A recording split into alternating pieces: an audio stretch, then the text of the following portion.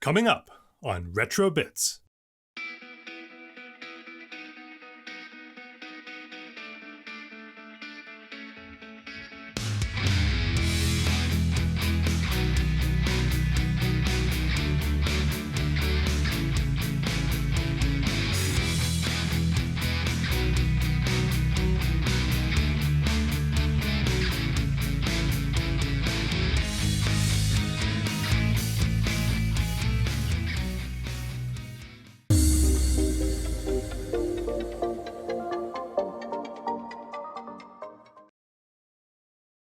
Welcome back to another MiSTer FPGA news and updates.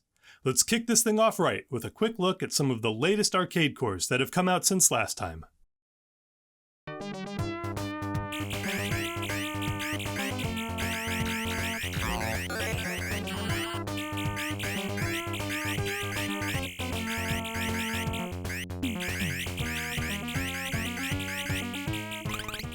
First up, we have Scooter Shooter. In this two-player side-scroller, you'll fight your way through waves of enemies on your flying scooter in order to face off with your opponent in the center of the map. I don't recall encountering this back in the day, and it seems to be relegated to the dustbin of history. It did see PC and Xbox 360 releases 25 years later, no doubt due to overwhelming demand.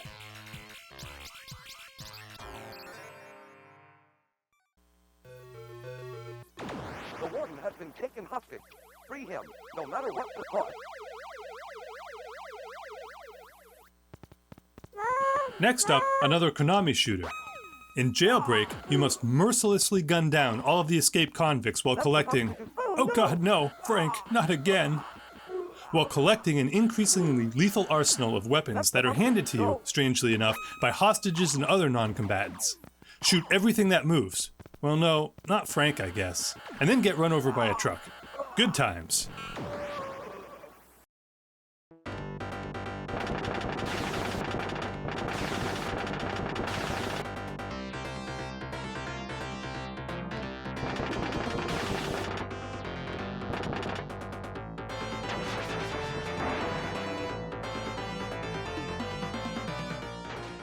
Another Konami shooter. Seeing a theme here? Jackal came out a year after Commando and the same year as Ikari Warriors. Like its contemporaries, you navigate the battlefield shooting and launching grenades from your Jeep while freeing hostages. This game supports dual analog sticks, allowing you to steer and aim independently. And, like Commando and Ikari Warriors, I'm rubbish at it.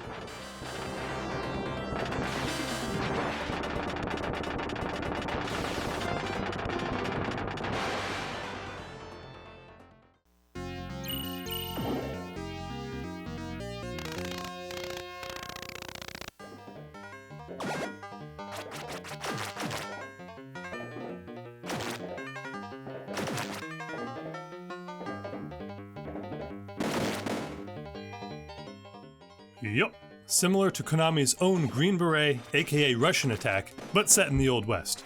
Boy howdy.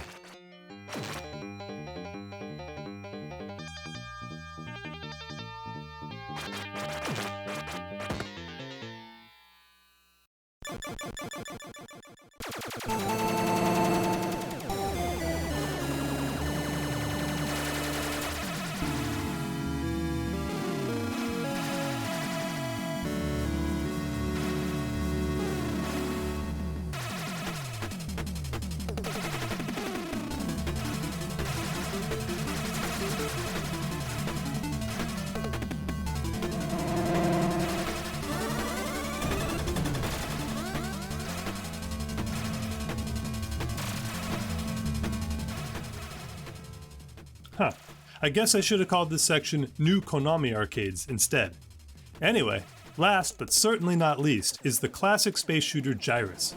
It may be the earliest title we've looked at, but the fast-paced action, sound effects, and banging soundtrack are all on point, making this my favorite of the lot.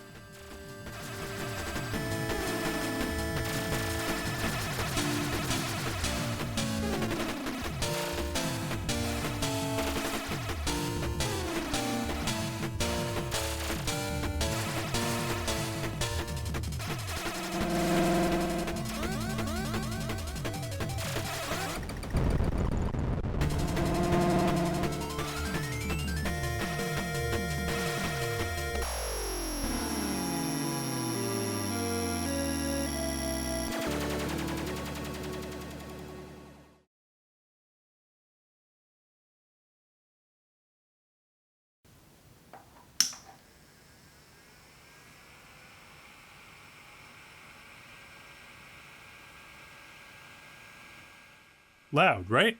It's not just my imagination. The I/O board came with this fan, and it sits next to my monitor, whizzing away the whole time. I think we can do better. I purchased this Noctua fan for $14 on Amazon.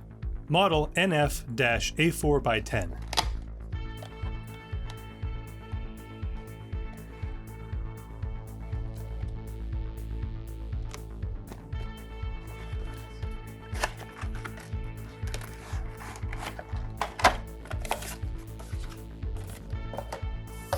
The package contains the fan itself, mounting hardware, and a variety of adapter plugs.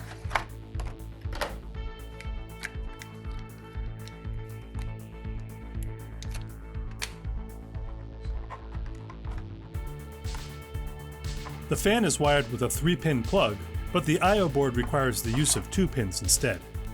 The third unused pin is likely for an RPM signal. Fortunately, the correct adapter is provided, so we won't need to cut or splice anything today.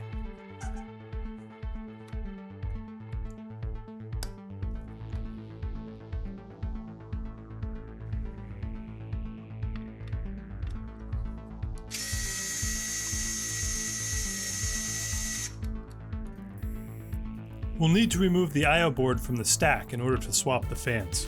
Regular non-captive nuts are used on the original fan, and they'll just spin in place if we don't.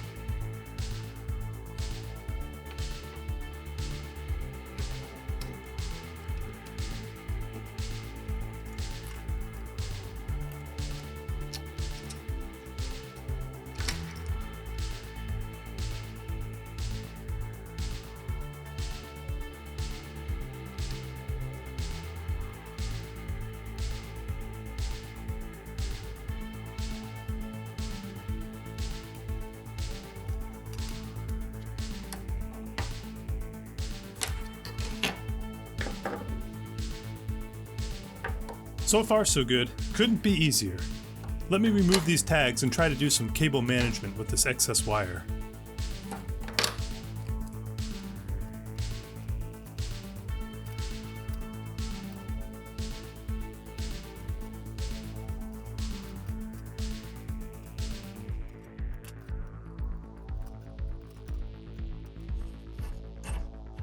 There's just too much excess wire and insulation. This adapter plug isn't helping things either. I'm not really happy with these results. Through the magic of editing and zip ties, it's a bit better. I may still shorten the wire and crimp a new plug on later though. More importantly, how does it sound?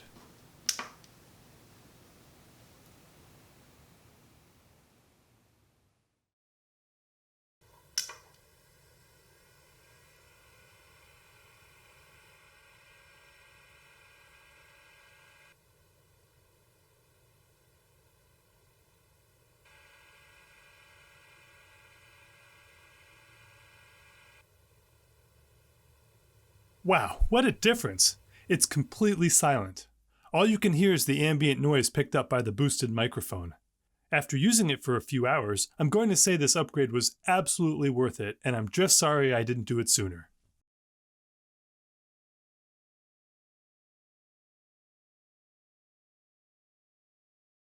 Super Attract Mode is a new utility for your MiSTer that was developed by Mr. Krister, Mellified, and several other contributors. Its purpose is to launch a random game from your library every few minutes when the system is otherwise idle. Like a screensaver, it will come on after a predetermined amount of idle time has elapsed. If you want to play the game that's currently being displayed, just grab your controller and have at it. Otherwise, Attract Mode will continue with its rotation indefinitely. To get started, all you'll need is to download the MiSTer SAM on script from the project's GitHub page and place it into your scripts directory. The first time you run the script, it will download all the supporting files and launch straight into Attract Mode immediately. When you launch the script, hitting the up arrow will bring you into its configuration menu. Here, you have a number of options to control the service, as well as a shortcut to show games from only a single core. The configuration editor lets you adjust the INI file. In it, you can control the idle timeout as well as the time each game will display. For purposes of demonstration, I'll shorten it to only 15 seconds. You can also configure which cores you want to use, and further, a list of games and exclusions. Handy if, for instance, you don't want to show rotated games on your CRT. So here's Super Attack Mode in action, configured to run only arcade cores from a hand-picked list of MRA files.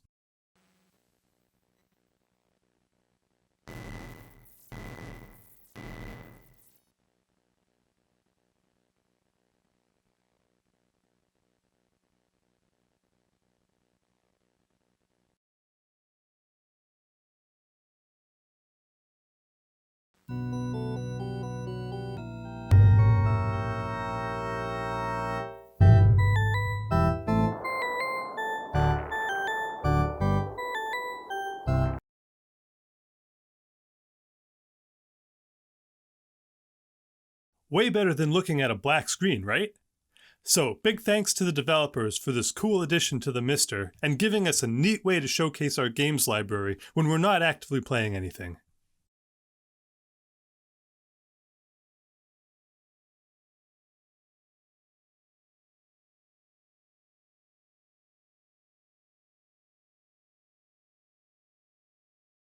One of the great things about the MiSTer platform is that new hardware is being released all the time. These include such things as JAMA adapters, ITX form factor boards, and a new one I'm excited about called the Multisystem. This is a brand new all-in-one solution designed by Heber Limited in the UK in partnership with the RMC Retro YouTube channel. The Multisystem consoleizes your MiSTer experience, replacing the usual stack of the I/O board, SD-RAM, and USB hub with a single printed circuit board that retains all the existing functionality while adding additional capabilities and expansion options. 128 megabytes of SD-RAM are integrated into the board, along with serial native accessory converter, internal fan header, and improved power handling with an on-off switch. Just plug your DE10 into the Multisystem PCB and that's the hardware sorted. The new board is 100% compatible with existing cores and features a laundry list of connectors and enhancements such as HDMI, VGA, and RGB SCART, along with the usual analog and digital audio options and Ethernet. Front and rear USB ports are available as well as internal headers. An add-on slot has been integrated into the design that will allow for modular future upgrades, such as an MT32 Pi, JAMA harness, or whatever else the community comes up with. There are even provisions to mount an internal hard disk or M2 drive. It wouldn't be a complete console system without a case, and these are available for purchase. The models are freely available, so you can also 3D print your own. The case comes in several different designs and offers a variety of backplates to choose from, depending on how you want to configure the rear ports in your system. As the case models are open source, people have already started to create their own remixes, such as this Amiga-inspired case. I can't wait to see what the community comes up with for this project. The price for the board itself is set at £147, or around $200 US. The initial Multisystem offering of 500 units were sold out on day one, but a second batch will be available soon. I missed out on the first run of boards, but I'll likely try to pick one up in the second. Of course, I'll do a build video if there's sufficient interest, so let me know in the comments if that's something you'd like to see.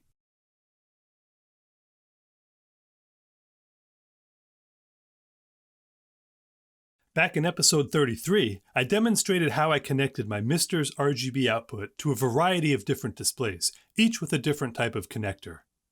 In this rat's nest, there are 3 separate custom-made cables that connect the MiSTer to a Syncs Layer 2, and from there to 3 different types of RGB monitors. A 4th off-the-shelf cable allows a video capture device to be used at the same time. It's a mess, but it did get the job done. But sometimes you don't need a one-size-fits-all solution and just want something simple that works. This $15 monoprice cable from Amazon fits the bill. It connects directly to the analog I/O board and provides RGB with the requisite combined sync signal to the Sony PVM. No cutting or soldering required today, just plug and play. And if needed, I can still capture video from the HDMI port at the same time. I'll put a link in the description in case this is something you might find useful as well.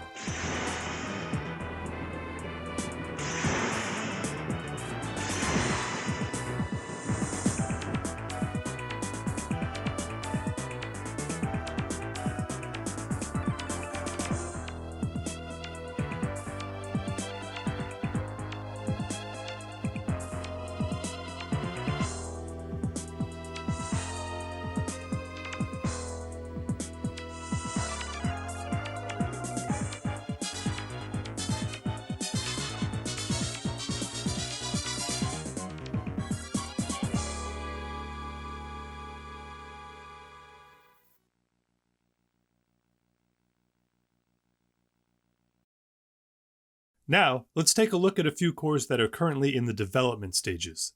The first is one a lot of us never thought we'd see running on the DE10 hardware due to FPGA space constraints, but here we are, witnessing a 5th generation console booting and running software.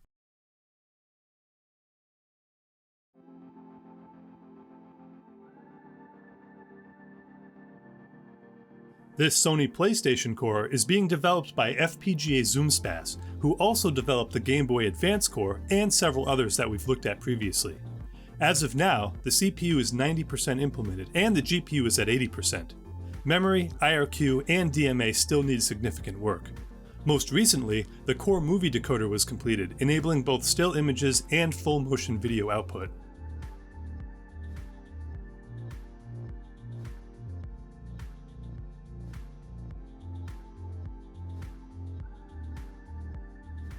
Next is another 5th gen console that seemed unlikely on the MiSTer due to the large number of custom chips that need to be implemented.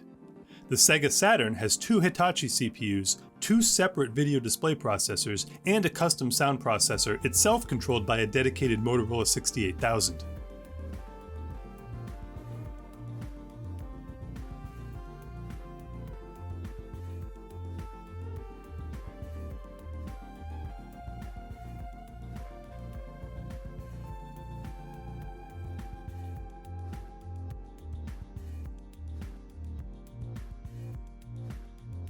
The Saturn core is being developed by Sergei Dvodnenko, who has completed work on the custom chips to a significant degree. The optical drive is working, but the sound module is not yet finished.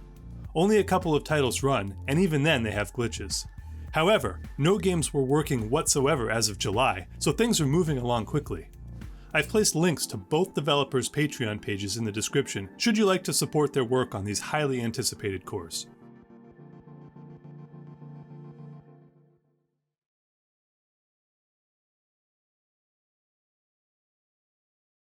Last, let's take a look at the Sharp X68000 core from the official GitHub project.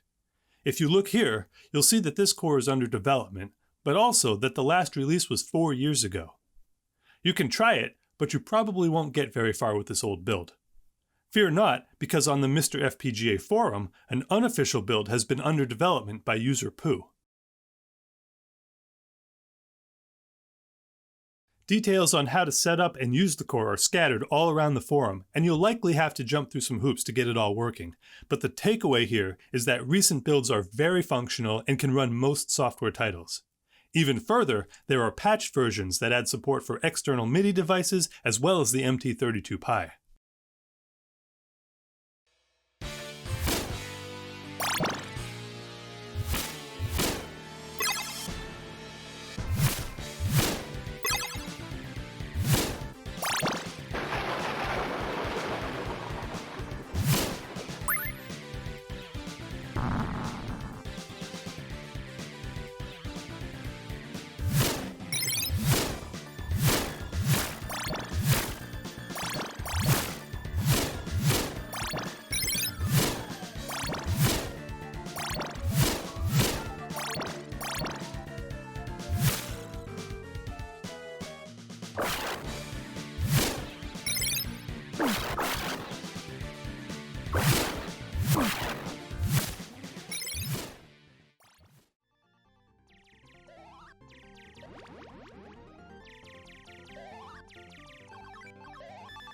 The Japanese market X68000 probably deserves an entire episode on its own, as it's a pretty unique machine with high-end hardware similar to that of the arcade systems of the time. and was even used in development of Capcom CPS titles. As a result, many highly faithful arcade ports were released for the system.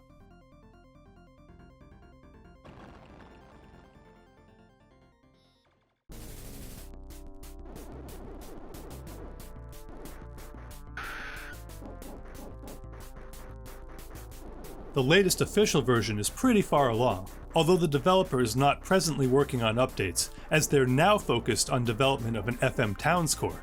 Maybe we'll be able to talk about that in a future bit, so stay tuned.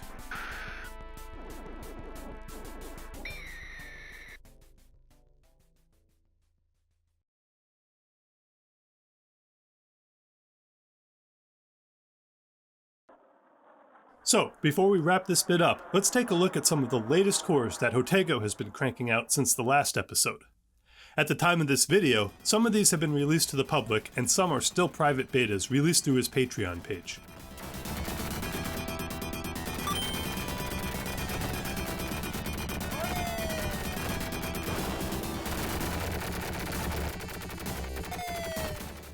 First up is Heavy Barrel, running on the Data East MEC M1 core, another Motorola 68000 based system.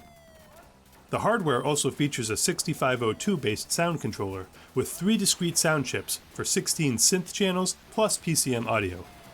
Gameplay is similar to Commando and Akari Warriors, with dual analog sticks being supported for independent movement and aim.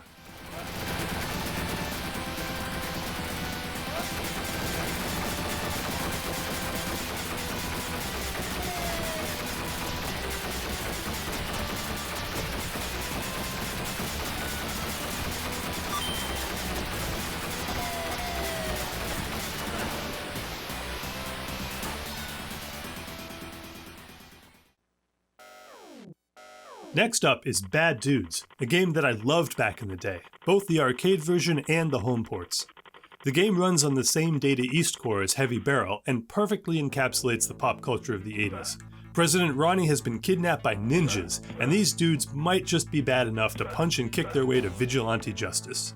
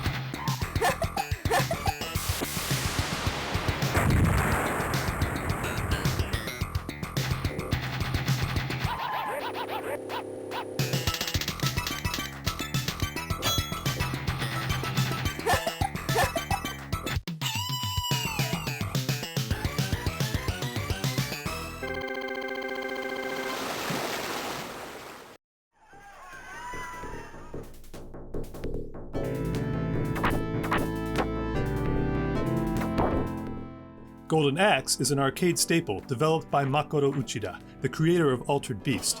The game runs on the Sega System 16 hardware that we looked at back in episode 39.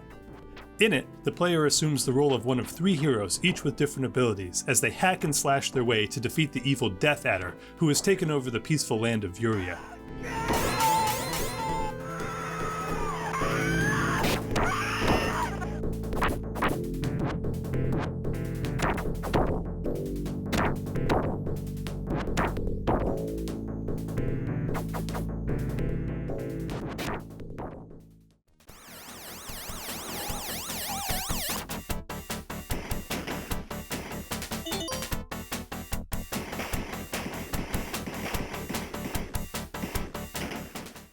Another System 16 title, eSWAT, is a side-scrolling platformer that showcases gameplay similar to earlier Sega titles such as 1985's My Hero and 87's Shinobi, as well as Namco's popular Rolling Thunder from 1986.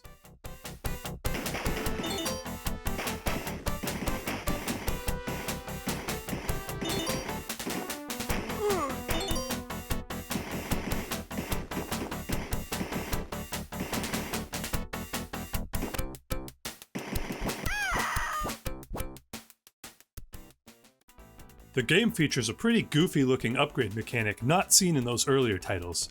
It grants you increased armor and firepower that is stripped away as you take damage from enemies. It's also possible to run out of ammo, leaving the player largely defenseless, so spraying and praying isn't the best strategy in this one.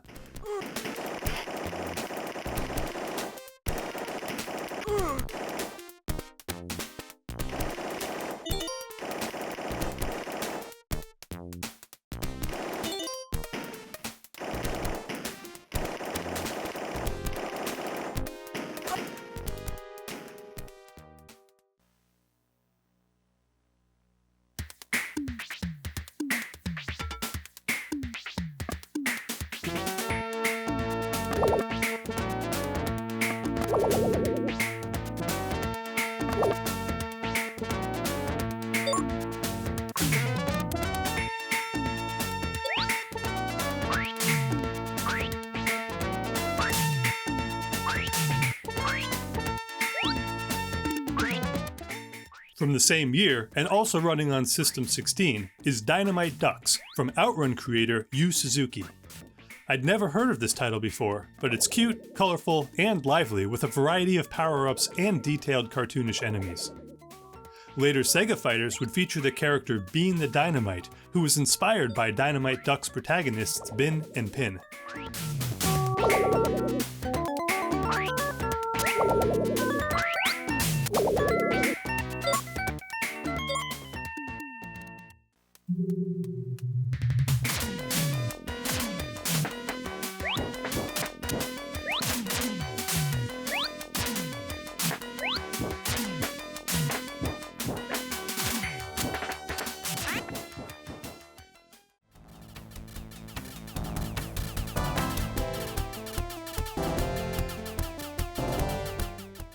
Now this one I don't get.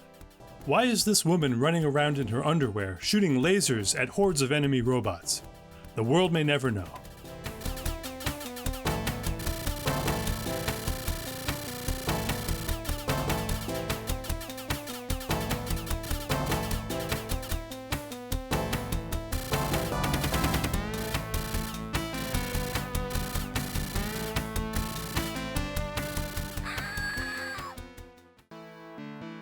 Rise from your grave.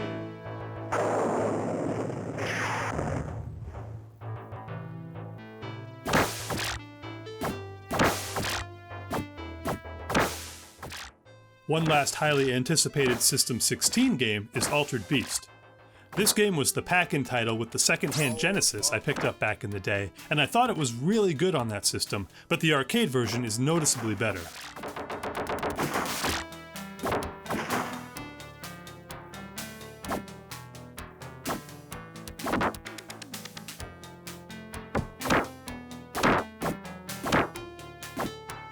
Power up.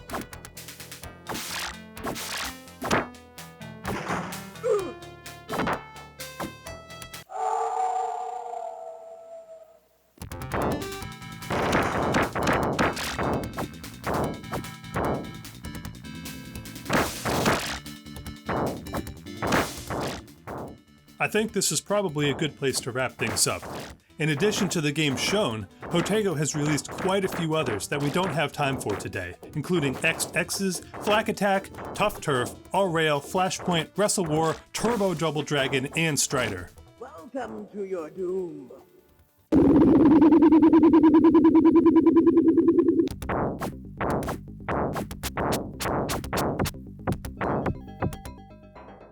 And, as always, there were simply too many MiSTer updates and changes to cover them all in this episode.